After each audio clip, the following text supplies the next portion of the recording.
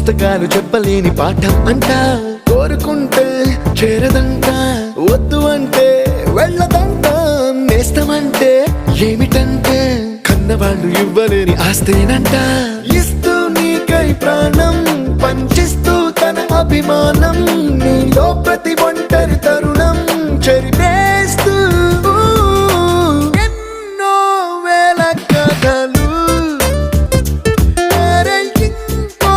కథ మొదలు